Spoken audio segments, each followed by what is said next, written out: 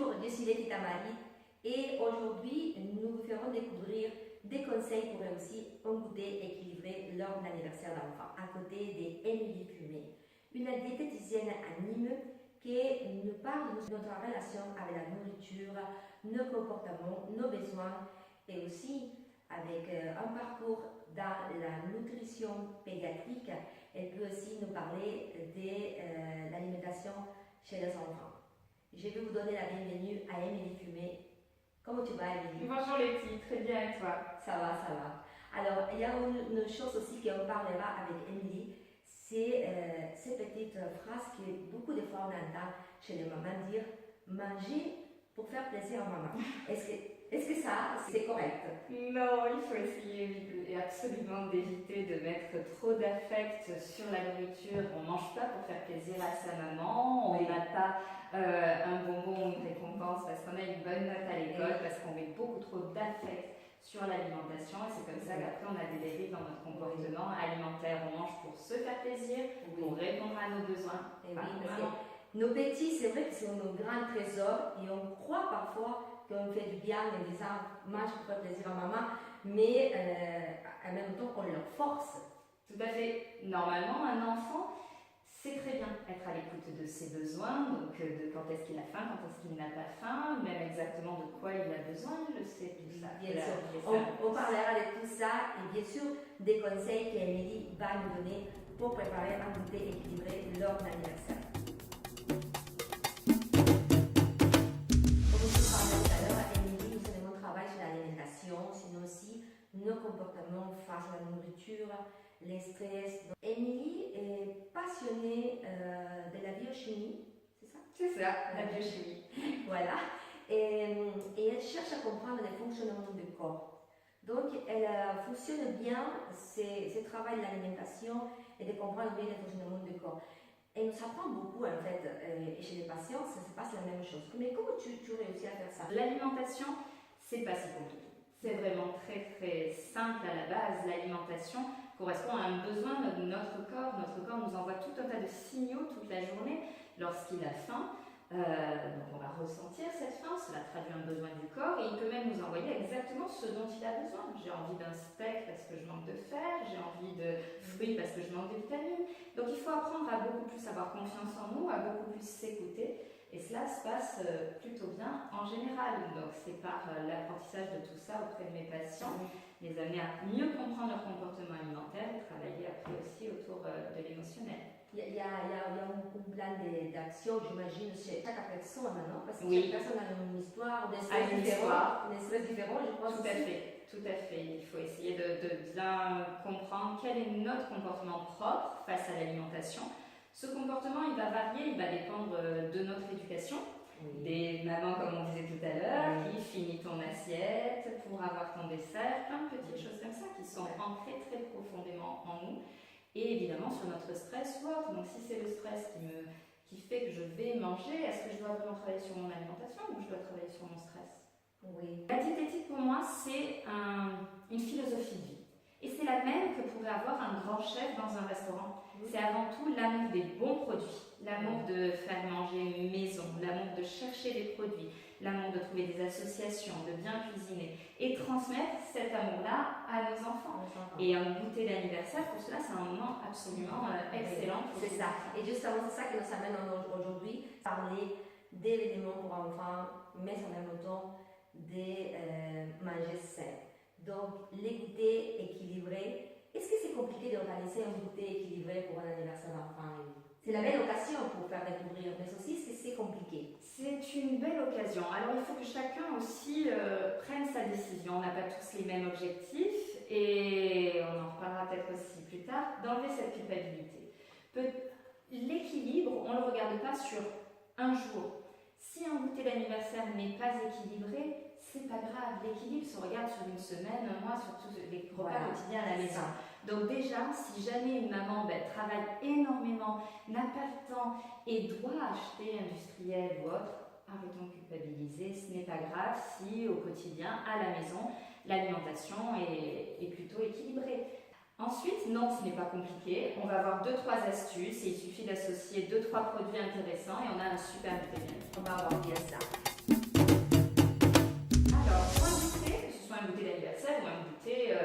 quotidien. Un goûter équilibré chez un enfant doit regrouper 3 principaux groupes d'aliments. Donc on a ici tout ce qui est produits céréaliers. Tu peux avoir des biscuits comme ceci, tout ce qui va être à base de farine, des céréales, des flocons d'avoine. Donc ce groupe alimentaire est là pour apporter l'énergie aux enfants. Ça va délivrer des sucres tout au long de la journée, c'est ce qu'on appelle les sucres lents, parce qu'ils vont délivrer en continu l'énergie au long de la journée. Le deuxième groupe, c'est ce que l'on appelle les produits laitiers. Ce groupe va te permettre d'une part d'apporter de la protéine, ce qui va permettre de rassasier l'enfant. Si on reste que sur des sucres, l'enfant aura toujours faim. D'autre part, cela apporte évidemment du calcium, qui est très important pour la croissance. Et le dernier groupe, c'est le groupe des fruits. Donc les fruits vont te permettre d'avoir des vitamines et des fibres. Tu as aussi un autre groupe, ici, avec, tu vois, des bonbons, ce qu'on va appeler le groupe plus des sucres simples. Les sucres simples, nutritionnellement parlant, n'ont pas un intérêt nutritionnel, n'apportent rien nutritionnellement. Par contre, sur une pyramide alimentaire qui est un schéma qui reprend tous les groupes alimentaires que l'on doit avoir dans notre alimentation au quotidien, ce groupe-là existe, il y est, car il est essentiel, et ça c'est ce qu'on appelle la ligne plaisir, et la ligne plaisir doit vraiment faire partie de notre alimentation. Donc lors d'un anniversaire notamment, bien sûr qu'il y aura des bonbons qui seront présents. Déjà, un anniversaire, évidemment, il y a le gâteau d'anniversaire. Et si tu regardes, le gâteau d'anniversaire, il répond très bien à ces critères. Dedans, tu as donc de la farine, produit céréalier. Tu vas avoir des œufs qui apportent de la protéine. Il y a très souvent du lait ou du yaourt. Cela répond à déjà 2 critères sur 3. Prenons par exemple la recette d'un gâteau au yaourt. Tu vas mettre le yaourt, on est donc ici, la farine, et pourquoi pas faire un gâteau au yaourt aux pommes. Et tu auras donc les pommes qui apporteront les fibres et les vitamines. Ce gâteau est absolument parfait. Prenons par exemple ces crêpes. Dès l'âge de 7 ans, un enfant est tout à fait capable, bien sûr sous la surveillance d'un adulte, de faire par lui-même ses petites crêpes et d'y mettre sur chacune des crêpes absolument ce qu'il veut. Je pense à partir de 7 ans. Avant, il y a le risque de brûlure. Mais tu peux le faire avant en accompagnant l'enfant. L'enfant va poser sa petite main, tu vas l'aider à prendre sa main et venir faire les crêpes. Cet atelier est très sympa. Les enfants aiment beaucoup faire cela.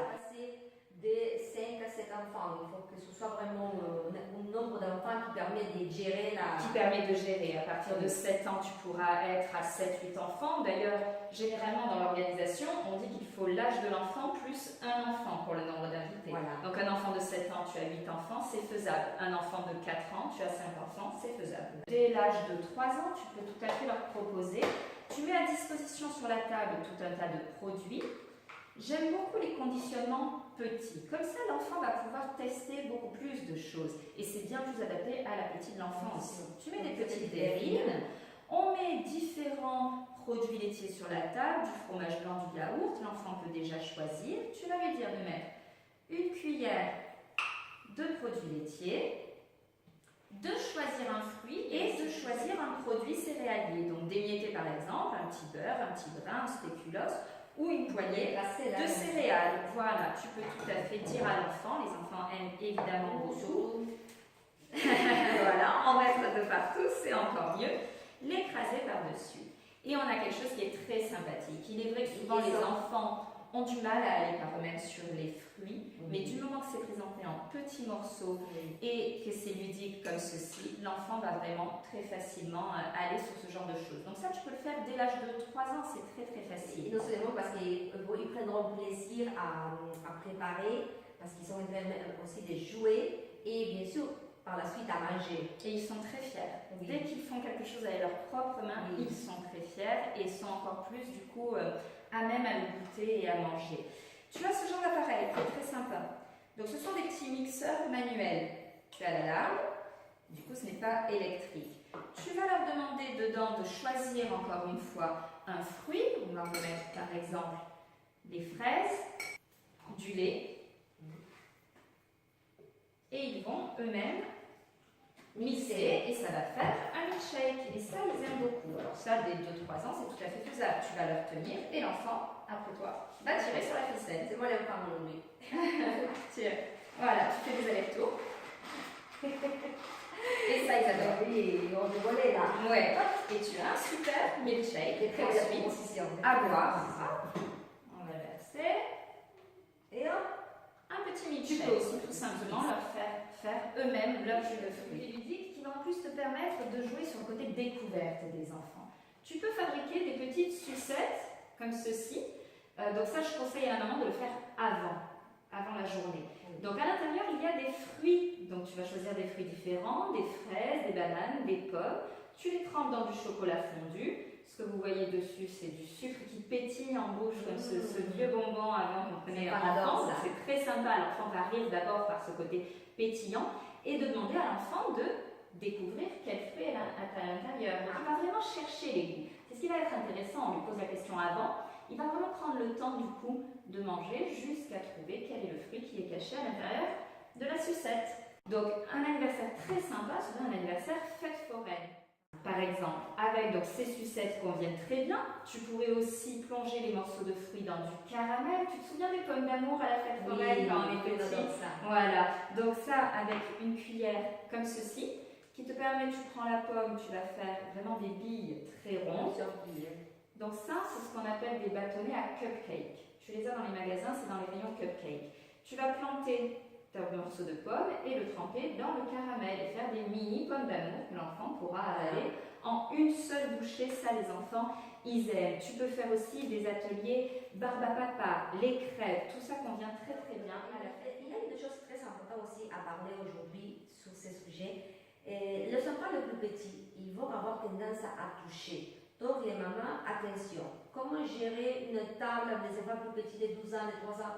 Oui. Même si tu vas mettre comme ça, tu vas faire la décoration plus jolie, ils vont avoir tendance à toucher les aliments. Et ça peut vite être ingérable pour la maman et surtout un grand moment de stress pour la maman où en fait il faut faire juste attention qu'il n'y ait pas de danger. Donc évidemment cet atelier pour des tout petits autour de 2 ans n'est vraiment pas conseillé. Tu prépares à l'avance par exemple des crêpes et quelque chose qui peut être très sympa pour un anniversaire, c'est d'installer les enfants sur un grand tapis à même le sol et de les laisser toucher. Parce que ça, c'est un moment qui est essentiel dans la découverte. Et quand on parle de toucher, on comprend bien d'essayer de jouer en fait avec de la nourriture. Les crèmes, les pâtes, les fruits, ils vont jouer, ils vont mélanger, ils vont passer d'un verre à l'autre. C'est ça. C'est ça. C'est ça. Donc j'avoue que c'est très agaçant pour la maman, mais pour moi aussi. Mais c'est très très très sympa pour l'enfant et c'est ce qui va permettre de faciliter la découverte des aliments. C'est vraiment le jeu, laisser l'enfant découvrir, laisser l'enfant toucher.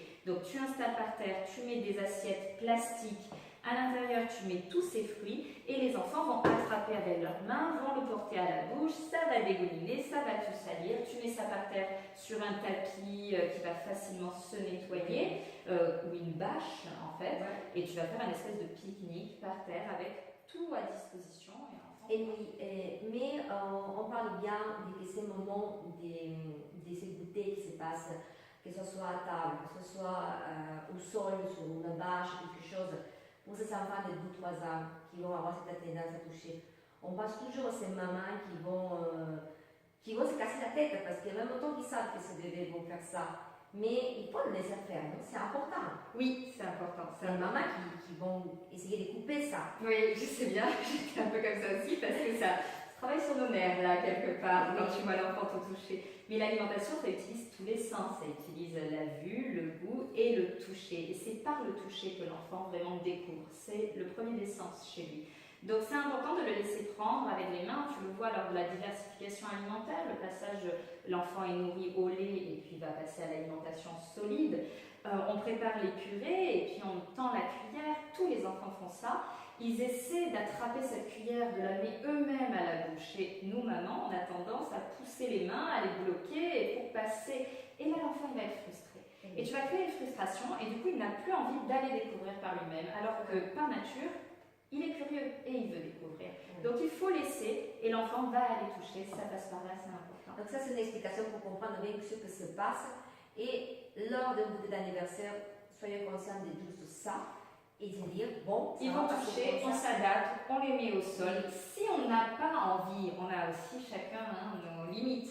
Si on n'a pas On envie, décide, alors c'est nous qui on fait décidons. uniquement des petits gâteaux individuels qui vont attraper facilement, qui vont manger facilement, et on Voilà. s'en tient à Et ça. on évite ça. Et un petit jus de fruits, c'est parfait. Voilà. Parce que c'est vrai que si on va préparer un anniversaire ou un anniversaire, on se met en tête qu'ils vont venir des enfants, qu'il va y avoir un petit peu de révolution dans le salon, dans le jardin. Et à ce moment de faire les goûters, peut-être il y aura quelques petites crèmes par-ci par-là. Et si on se met à la tête avec des activités comme celle-là, il faut juste accepter, assumer que ça va passer comme ça et laisser les enfants. Alors pour finir, je vais demander à Émilie un dernier conseil. Que dirais-tu, Émilie, aux parents qui culpabilisent lors des achats ou des préparations pour un goûter lors d'un anniversaire? Bon, bien sûr que ces idées sont pour un goûter d'anniversaire, mais que vous pouvez l'utiliser pour autre occasion aussi. Bien sûr. Je trouve qu'aujourd'hui, les messages sont beaucoup trop culpabilisants. On insiste vraiment sur l'alimentation, sur manger 5 fruits et légumes par jour, tout un tas de messages qui sont très culpabilisants pour la maman et qui toute la journée va se questionner sur l'alimentation, qu'est-ce que je dois faire pour faire bien et pour faire au mieux pour mon enfant. L'équilibre, ça doit se voir sur un ensemble. Bien sûr que manger des produits achetés au marché, faits maison, tout ça c'est très important au quotidien, bien sûr.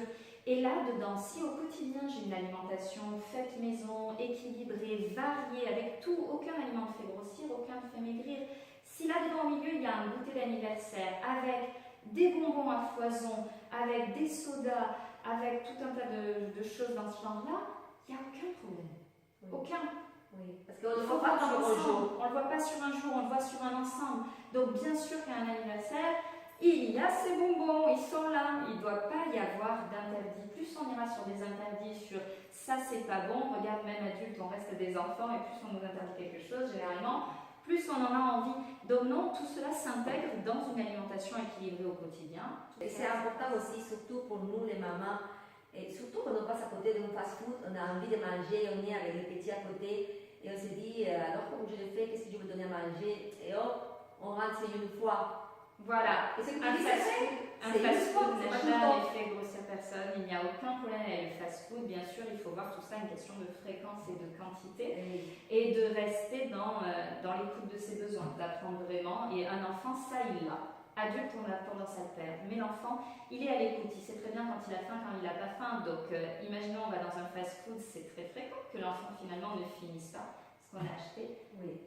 Tant pis, laissons-le, il a été à l'écoute. Si vous voulez encore découvrir plus de conseils d'Émilie Fumé, des diététiciennes à Nîmes, je laisserai le lien de son site web sous la vidéo. Comme ça, vous pourrez aller cliquer et découvrir plus d'elle. Bon, aujourd'hui, c'était les conseils pour réussir un goûter équilibré lors d'un anniversaire. Je remercie Émilie pour ses précieux conseils qu'elle nous a partagés aujourd'hui et j'espère que vous avez aimé cette vidéo avec tellement d'idées. Merci. Merci à toi, Lucie, avec plaisir. Merci à vous tous. Merci. Si vous avez aimé les sujets d'aujourd'hui, pensez à vous abonner pour avoir plus de vidéos comme celle-ci. Avec moi, ce sera à la prochaine fois. À très vite.